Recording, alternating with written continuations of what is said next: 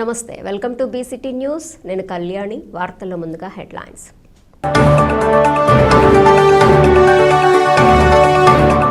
రహదారులపై ప్రమాదాల నివారణ అవగాహనతోనే సాధ్యం జిల్లా కలెక్టర్ జె వెంకటమురళి గత ఎమ్మెల్యే బాధ్యతారహితంగా పనిచేయటం వల్ల ప్రజలపై భారం పడుతుంది బీఎస్పీ పార్టీ జిల్లా అధ్యక్షులు కాగిత కోటేశ్వరరావు శ్రీ మహాప్రస్థానం తెలుగు సాహిత్య రంగాన్ని కుదిపేసింది ఫోరం ఫర్ బెటర్ బాపట్ల కార్యదర్శి డాక్టర్ పిసి సాయిబాబు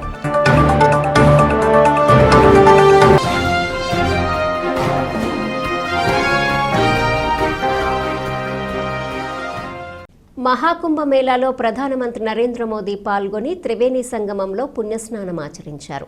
అనంతరం బోట్లో కలియతిరిగి ప్రయాగరాజ్ కుంభమేళాను వీక్షించారు. ఆయన వెంట ఉత్తరప్రదేశ్ ముఖ్యమంత్రి యోగి ఆదిత్యనాథ్ ఉన్నారు.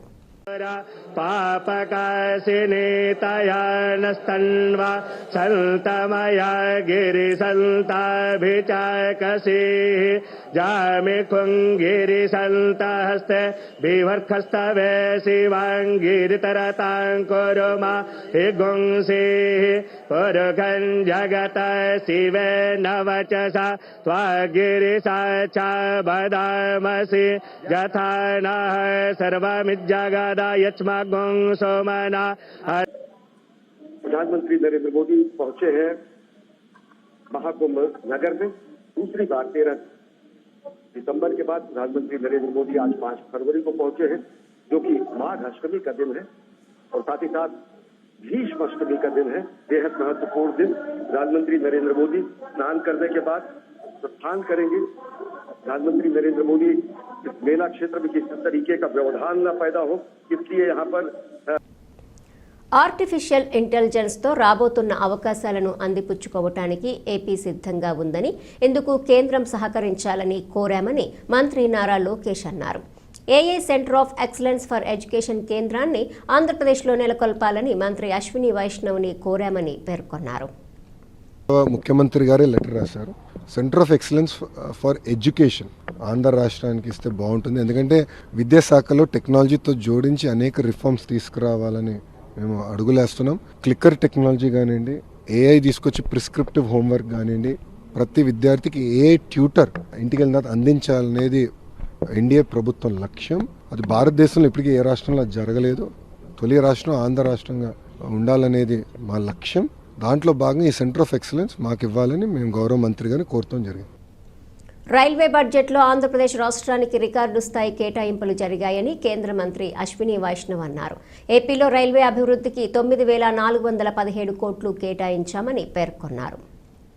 గత యూపీఏ ప్రభుత్వం కంటే 11 రెట్లు ఎక్కువ కేటాయింపులు చేశామని అన్నారు. ఏపీలో 73 స్టేషన్ల రూపురేఖలు మారుస్తున్నామని, ఏపీకి 84,559 కోట్ల రైల్వే ప్రాజెక్టులు మంజూరు చేశామన్నారు. ఏపీకి మరిన్ని నమో భారత్, వందే భారత్ రైళ్లు కేటాయిస్తామని, అన్ని ప్రాజెక్టులకు సహకరిస్తున్న ముఖ్యమంత్రి చంద్రబాబుకి ధన్యవాదాలు తెలిపారు. I thank Honorable Prime Minister and Honorable Finance Minister for giving a very good allocation, a record allocation for development of railway network in Andhra Pradesh. 9,417 crore rupees, 9,417 crore rupees is the allocation for development of railways in Andhra Pradesh. This is very significant allocation. I am repeating the number, 9,417 crore. If you compare it with the UPA period, it is 11 times the allocation that used to happen during UPA period. 11 times. And I would like you to take note of a very important number.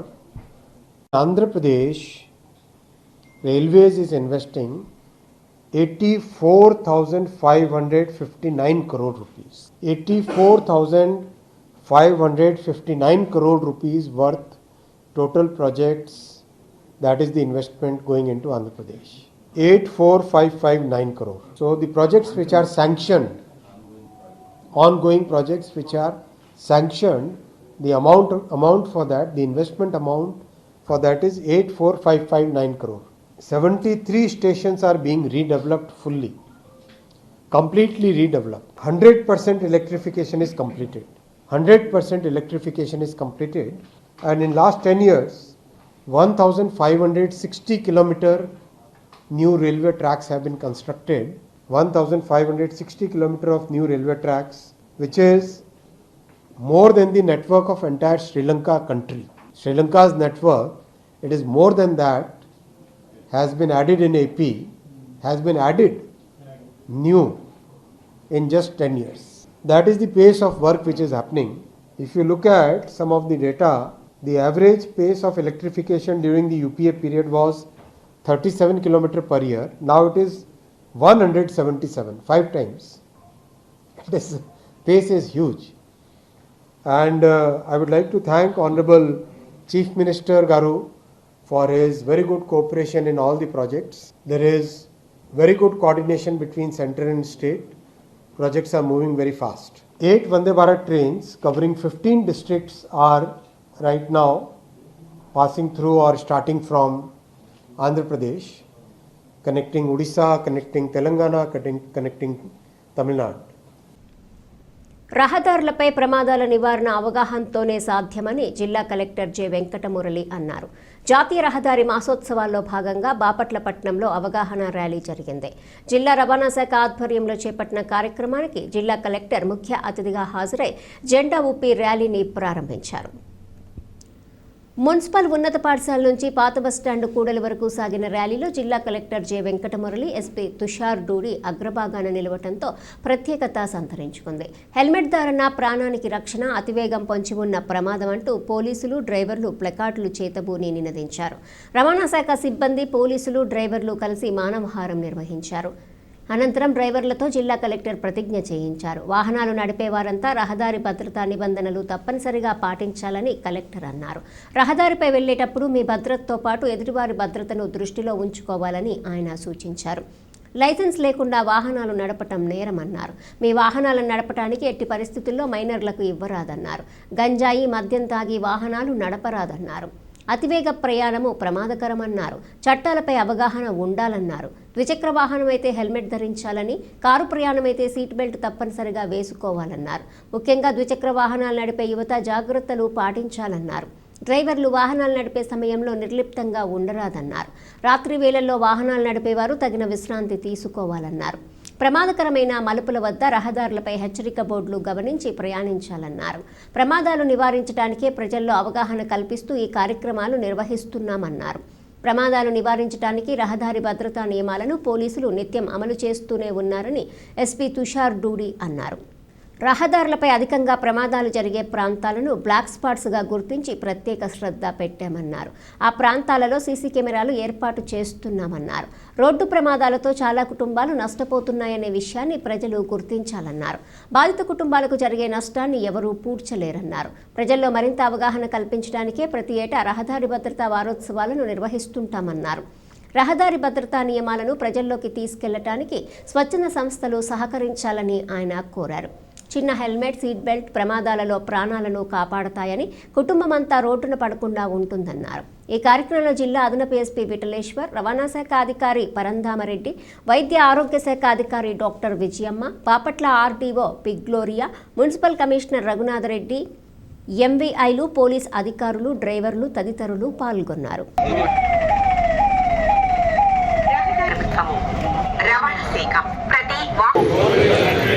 Seat belt ధరిస్తానని, అతివేగంతో వాహనాలు నడపనని, rash driving చేయనని, పరిమితికి మించి ఆటోలు 15వ తారీఖు వరకు మనము ఈ నెల రోజుల్ని రోడ్ సేఫ్టీ మాసోత్సవాలు అంటే రోడ్ సేఫ్టీ మాసోత్సవాల్ని మనం చేసుకుంటూ ఉన్నాం. మన రాష్ట్రంలో ప్రతి జిల్లాలో కూడా ఈ విధమైనటువంటి మాసోత్సవాల్ని మనం చేస్తూ ఉన్నాం. మరి ఇందులో మనం ప్రజలకి, వాహనదారులకి, డ్రైవర్లకి మనం అవేర్నెస్ ఇవ్వదలుచుకొని ఈ కార్యక్రమాన్ని చేస్తున్నాం. మరి మనం ఏం అవేర్నెస్ వాళ్ళకి ఇస్తాము అని అంటే, లైసెన్స్ లేకుండా యంగ్స్టర్స్ని లేదా మైనర్ బాయ్స్, మైనర్ గర్ల్స్కి బండ్లు ఇచ్చి వాళ్ళ తల్లిదండ్రులు అటువంటి తప్పు చేయకూడదు. ఏదైనా జరగరానిది జరిగినట్టయితే ఆ కుటుంబానికి తీరని శోకం మిగులుతుంది. ఆ గ్యాప్ని, ఆ ట్రాజడీని ఎవరు కూడా భర్తీ చేయలేరు, పూడ్చలేరు. సో ఆ విషయమే కాకుండా మద్యపానం కానీ, గంజాయి కానీ అలాంటి మత్తు పదార్థాలని సేవించి యువకులు ఎవరైనా కూడా వాహనాల్ని నడిపినప్పుడు వాళ్ళకి ప్రమాదం జరగడమే కాకుండా ఏ అన్యం పుణ్యం ఎరగనటువంటి మిగతా డిసిప్లైన్ క్రమశిక్షణతో వెళుతున్న డ్రైవర్లకు కావచ్చు, వాళ్ళ కుటుంబాలకి కావచ్చు, వాళ్ళకు కూడా ప్రమాదంలో చనిపోయేటువంటి ప్రమాదం అనేది ఉంది. సో ఈ విషయంలో కూడా మనం పూర్తి స్థాయిలో ప్రజలకి అవగాహన కల్పిస్తూ, అట్లనే కార్లు నడిపేటప్పుడు మనకు NH-216 ఉంది, NH-16 ఉంది. మన జిల్లాలో కూడా 2-3 నేషనల్ హైవేస్ ఉన్నాయి. కాస్త స్పీడ్ కూడా ఆ రోడ్ల మీద మనం వెళ్ళేదానికి అవకాశం ఉంటుంది. అలాంటి రోడ్ల మీద మనం వెళ్ళేటప్పుడు తప్పనిసరిగా సీట్ బెల్ట్ని ధరించాలి. నాట్ ఓన్లీ దట్ టైం, మనం అసలు ఇంట్లో నుంచి వెహికల్ బయటికి తీయంగానే సేఫ్టీ మెజరు సీట్ బెల్ట్ని మనం ధరించాలి. నాట్ ఓన్లీ డ్రైవర్ పక్కన ఉన్న వాళ్ళు కావచ్చు, మిగతా కూర్చున్నటువంటి వాళ్ళు కావచ్చు, వాళ్ళందరూ కూడా సేఫ్టీ మెజర్స్ పాటించాలి. మరీ ముఖ్యంగా యూత్ బైకులు వాడతారు కాబట్టి బైకుల్లో ట్రిపుల్ రైడు 3-4 అలా వెళ్లకుండా ఇద్దరికి మాత్రమే ఉండేటట్టు వాళ్ళందరూ కూడా హెల్మెట్స్ తప్పనిసరిగా ధరించాలి.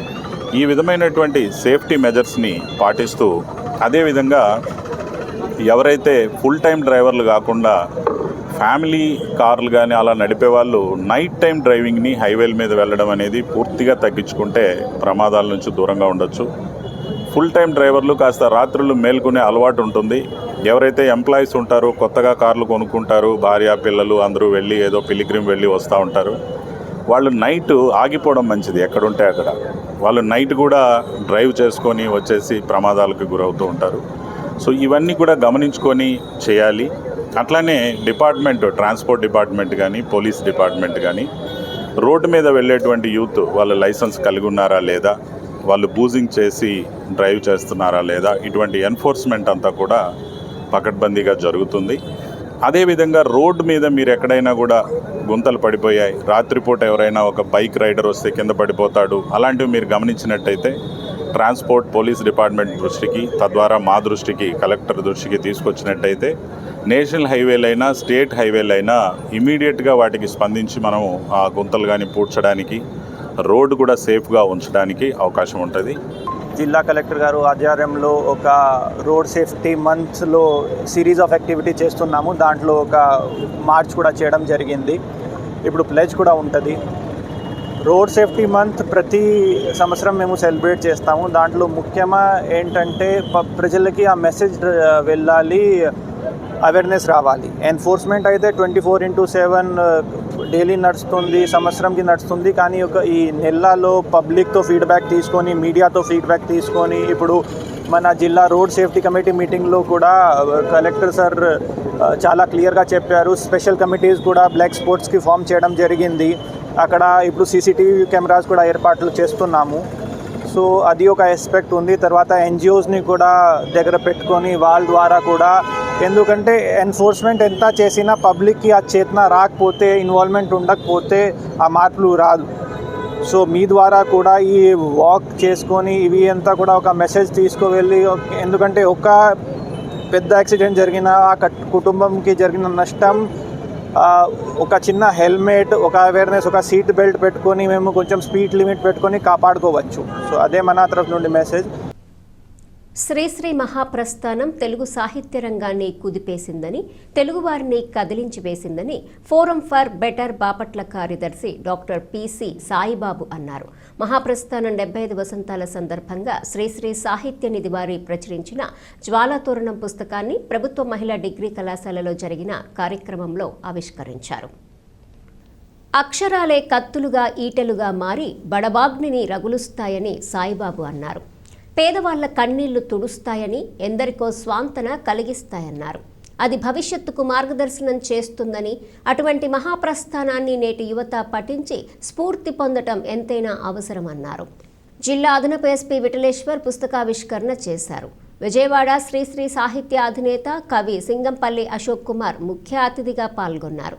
సభలో జాతీయ పురస్కార గ్రహీత అడుసుమిల్లి మల్లికార్జున్ను అదనపు SP సత్కరించారు.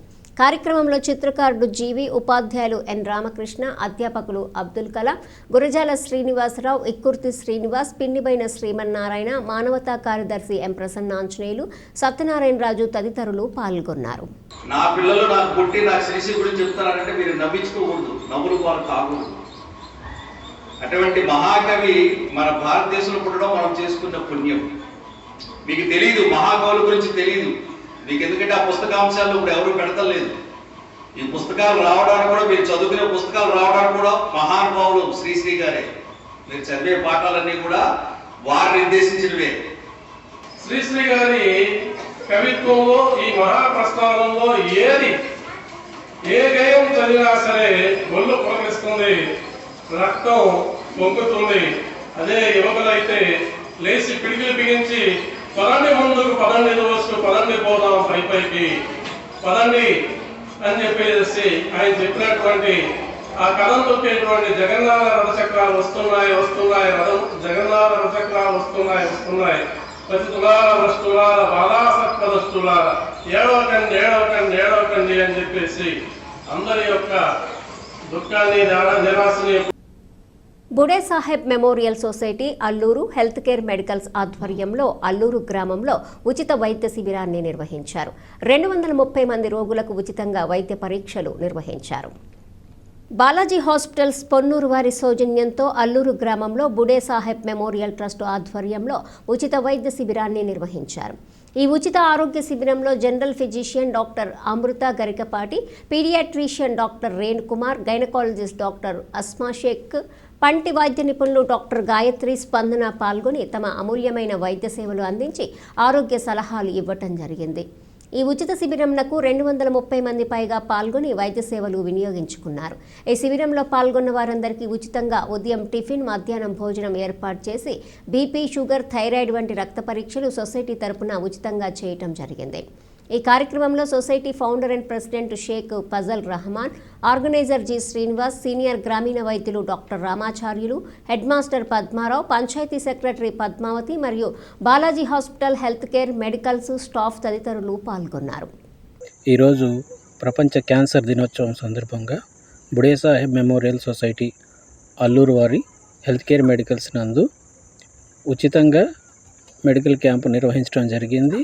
ఈ మెడికల్ క్యాంప్లో డయాబెటిక్ పేషెంట్స్కి ఉదయం టిఫిన్ ఫ్రీగా ఇచ్చి వాళ్ళకి బ్లడ్ టెస్ట్ చేయటం, అలానే మధ్యాహ్నం భోజన సౌకర్యం కల్పించడం జరిగింది. ఈ క్యాంపునకు బాలాజీ హాస్పిటల్స్ పొన్నూరు వారు సహాయ సహకారాలు అందించారు. వారి డాక్టర్లు డాక్టర్ అమృత గరిగిపాటి గారు, జనరల్ ఫిజిషియన్, అలానే డాక్టర్ రేణుకుమార్ గారు, పీడియాట్రిషియన్, అదేవిధంగా డాక్టర్ అస్మా షేక్ గారు, గైనకాలజిస్ట్, అలానే డెంటిస్ట్ డాక్టర్ గాయత్రి స్పందన గారు, వారు అమూల్యమైన సేవలను అందించారు.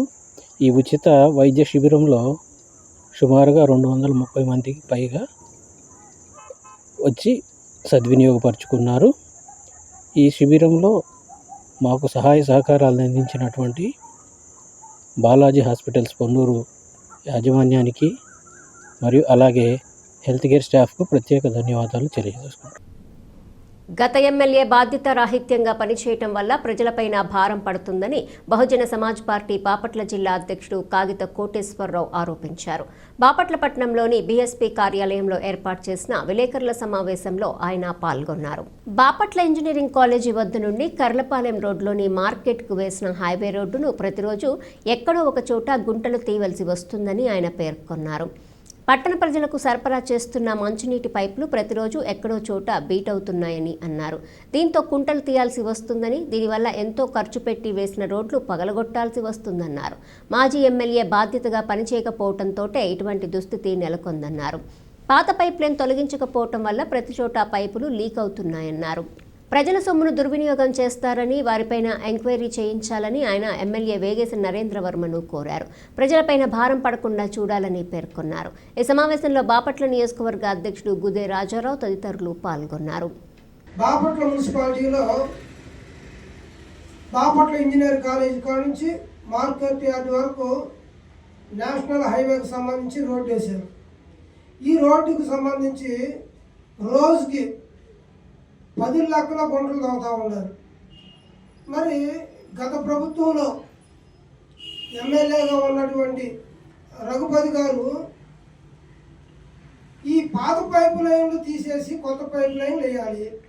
మేము యాక్చువల్గా ఎందుకు గుంటలు తీస్తున్నారని మేము కమిషనర్ గారిని అడిగితే కమిషనర్ గారు పాత పైప్ లైన్ తీసేయలేదండి, దానివల్ల లీకులు వస్తున్నాయి, పైగా కొంతమందికి కనెక్షన్లు ఇవ్వాలి, దాన్ని కూడా బ్లాక్ చేసి పెట్టారు నేషనల్ హైవే వాళ్ళు అని చెప్పారు. గతంలో ఉన్న కమిషనర్ భాను ప్రతాప్ గారు ఈ నేషనల్ హైవే వాళ్ళతో అనుసంధానంగా పనిచేయలేని పరిస్థితి. స్థానిక ఎమ్మెల్యేగా ఉన్నటువంటి రఘుపతి గారు ఈ విషయంలో చిత్తశుద్ధి కనపరచలేదు. ప్రజలకి నువ్వు ఎమ్మెల్యేగా ఉండి బాధ్యతయుతంగా పనిచేసిన వ్యక్తివి బాధ్యత రహితంగా పనిచేసి ఈరోజు మున్సిపాలిటీకి సంబంధించి ప్రజల పైన భారాన్ని మోపే స్థితికి తీసుకొచ్చారు. మీరు ఎంత డబ్బులు ఖర్చు అవుతున్నాయి, ఎవరి జేబుల్లో నుంచి పెట్టాలి? ఆ డబ్బు ప్రజలదే కదా, పన్నుల రూపంలో వసూలు చేసే డబ్బులు కదా.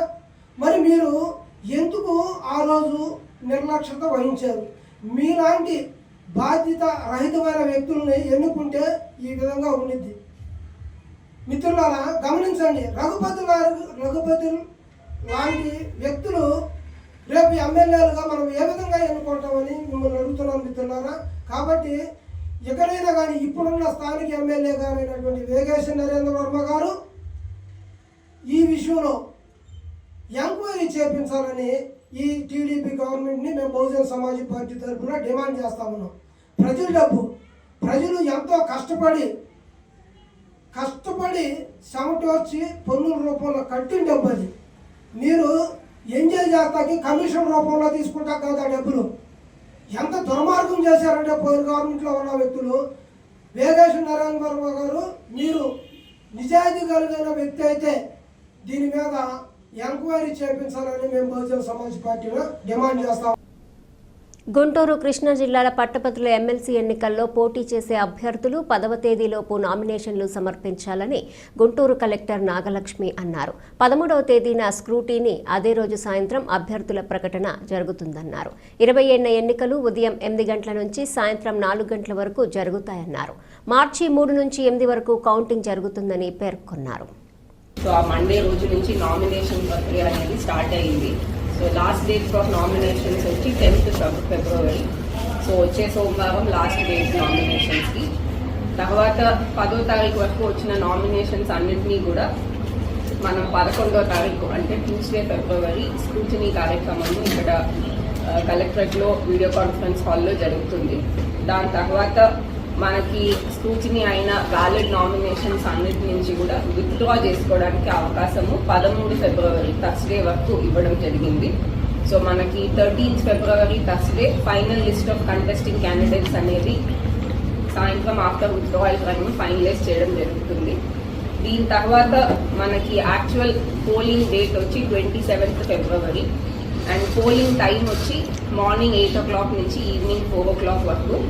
తర్వాత కౌంటింగ్ ప్రక్రియ అనేది 3rd మార్చ్ స్టార్ట్ అవుతుంది. యూజువలీ మనకి ఇదంతా బ్యాలెట్ పేపర్ ఎలక్షన్ కాబట్టి మనకి కౌంటింగ్ అనేది ఈజీలీ 2 to 3 days టైం తీసుకునే అవకాశం ఉంది. సో కౌంటింగ్ ప్రక్రియ 3rd మార్చ్ స్టార్ట్ అయ్యి 8th మార్చ్ లోపు పూర్తి చేయాల్సిందిగా ఎలక్షన్ కమిషన్ వారు ఆ నోటిఫికేషన్లో విడుదల చేస్తున్నారు. సో ఈ ఎలక్షన్ సంబంధించి కొన్ని ముఖ్య అంశాలు, ఈ బేసిక్ ఇన్ఫర్మేషన్ చూసినట్లయితే ముందుగా ఈ కృష్ణా గుంటూరు గ్రాడ్యుయేట్ కాన్స్టిట్యున్సీ అనేది ఎర్స్ట్వైల్ కృష్ణా గుంటూరు జిల్లాలు అంటే ఇప్పుడు మనకున్న గుంటూరు జిల్లా పూర్తిగా, పల్నాడు జిల్లా పూర్తిగా, కృష్ణా జిల్లా, ఎన్టీఆర్ జిల్లా పూర్తిగా, ఏలూరు మరియు బాపట్ల జిల్లాలో పార్ట్, ఇదంతా ఈ 6 జిల్లాల్లో కలిస్తే మనకి కృష్ణా గుంటూరు గ్రాడ్యుయేట్స్ కాన్స్టిట్యున్సీ. వార్తలు ముగించే ముందు హెడ్లైన్స్ మరోసారి. రహదారులపై ప్రమాదాల నివారణ అవగాహనతోనే సాధ్యం. జిల్లా కలెక్టర్ జె వెంకటమురళి. గత ఎమ్మెల్యే బాధ్యతారహితంగా పనిచేయటం వల్ల ప్రజలపై భారం పడుతుంది. బీఎస్పీ పార్టీ జిల్లా అధ్యక్షులు కాగిత కోటేశ్వరరావు. శ్రీశ్రీ మహాప్రస్థానం తెలుగు సాహిత్య రంగాన్ని కుదిపేసింది. ఫోరం ఫర్ బెటర్ బాపట్ల కార్యదర్శి డాక్టర్ పిసి సాయిబాబు.